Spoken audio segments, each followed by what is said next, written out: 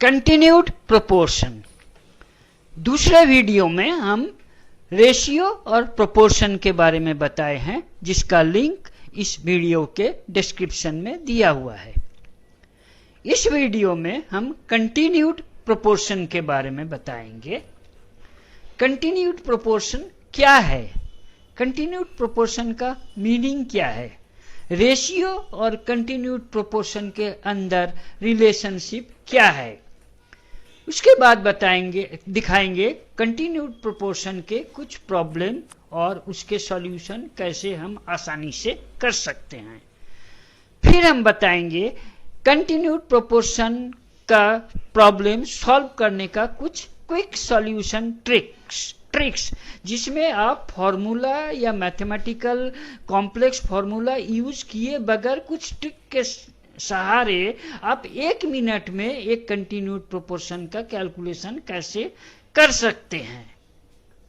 Continued proportion के बारे में पूरा समझने के लिए आप ये वीडियो अंत तक देखें। इस वीडियो में हम कंटिन्यूड प्रोपोर्शन के बारे में जानेंगे। For multiple numbers, if the ratio of first and second number is equal to the ratio of second and third number and so on, then they are in continued proportion. इसका मतलब कि अगर first और second number का ratio second और third number के ratio के बराबर है तो वह कंटिन्यूड प्रोपोर्शन में है। फॉर एग्जाम्पल ऑफ 3 वैल्यूज, यानी कि 3 वैल्यूज का example, the ratio of first to second is equal to the ratio of second to third. Then we say that the 3 values are in continued proportion. यानी कि इसका मतलब भी same कि अगर फर्स्ट और सेकेंड नंबर के रेशियो सेकेंड और थर्ड नंबर के रेशियो के बराबर है तब हम कह सकते हैं कि वह तीनों कंटिन्यूड प्रोपोर्शन में है। अब 3 values A, B, C are in continued proportion. अब ये कंटिन्यूड प्रोपोर्शन में है तो A:B = B:C होना चाहिए। अगर वह दोनों रेशियो अलग अलग आते हैं then they are not in continued proportion. Similarly 4 values ABCD are in proportion. ABCD proportion में है। अगर A:B = B:C C:D आता है तो यह चारों कंटिन्यूड प्रोपोर्शन में होंगे। अब हम इनको एक और तरीके से लिख सकते हैं। दे में also be expressed like A:B proportion, B:C proportion, C:D. The sign equal to is indicated by proportion symbol "2". इसका मतलब A:B और B:C के बीच में जो सिंबल है उसे इक्वल टू कहते हैं, पर प्रोपोर्शन में उसे ऐसे लिखा जाता है। Continued proportion of 3 terms. Between 3 terms the middle term यानी कि second value is called the mean proportional and the third value is called the third proportional. So in A:B = B:C, B is the mean proportional between A and C, यानी कि A, B और C में B हमारा mean proportional है और C हमारा third proportional है क्योंकि वह थर्ड नंबर है यानी कि third value. Now we will do examples in 3 numbers 6, 12 and 24। 6 हमारा फर्स्ट नंबर है, 12 हमारा सेकेंड नंबर है एंड 24 हमारा थर्ड नंबर है।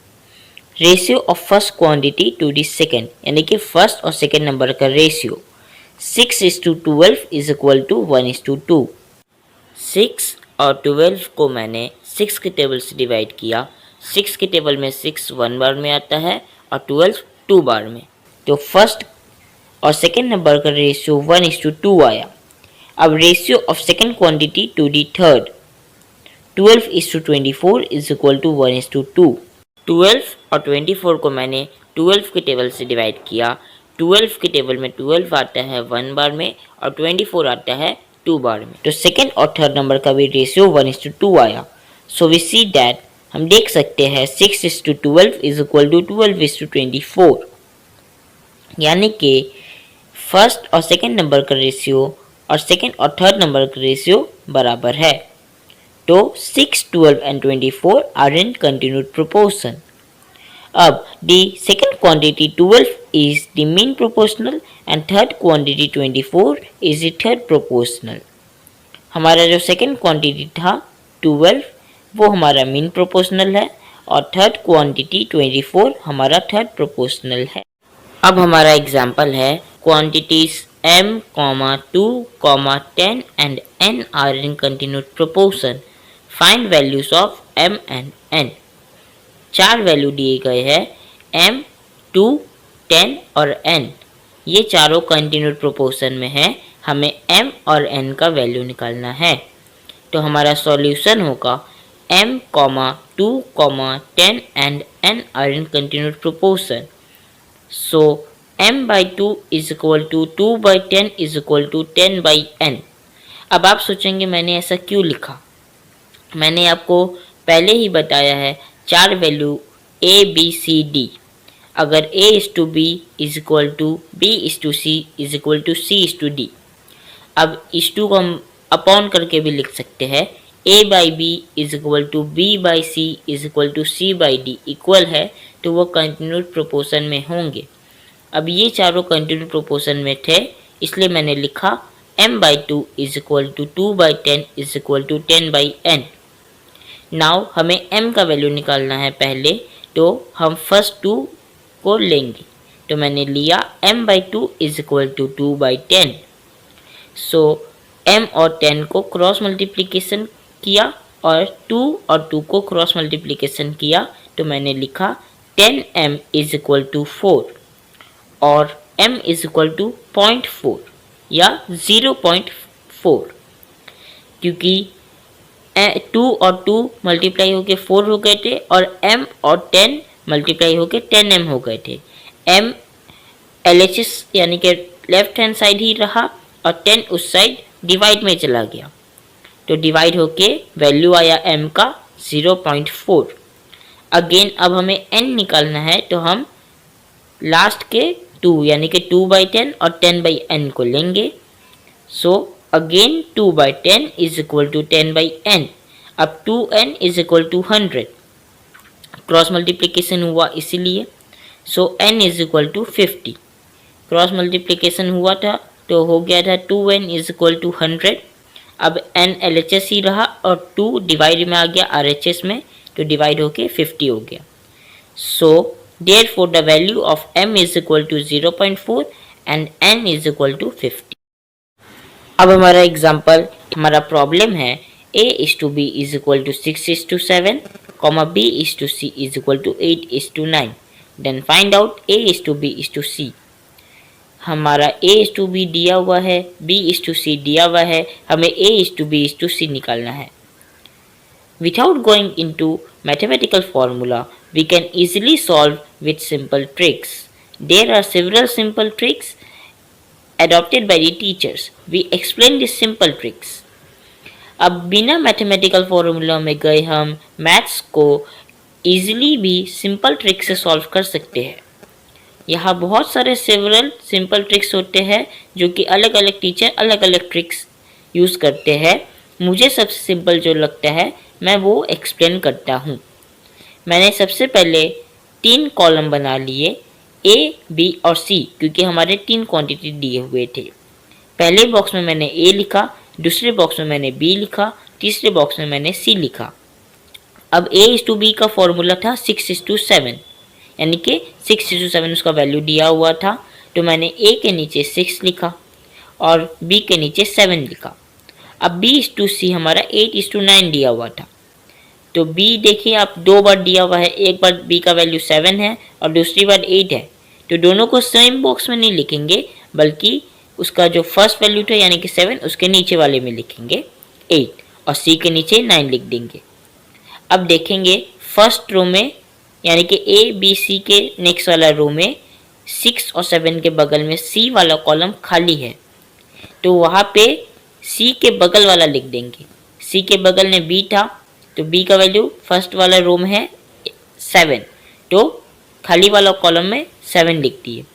उसी प्रकार अब ए का भी देखिए सेकेंड रो खाली है, तो उसके भी बगल वाले वैल्यू 8 लिख देंगे, इसलिए मैंने भी लिखा है 7 और 8। अब नेक्स्ट में हम ये तीनों को मल्टीप्लाई करेंगे।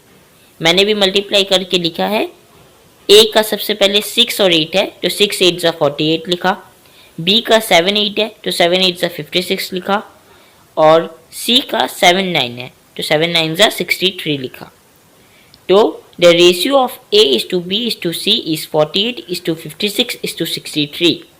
मतलब A is to B is to C का रेशियो हमारा आया 48 इज टू 56 इज टू 63।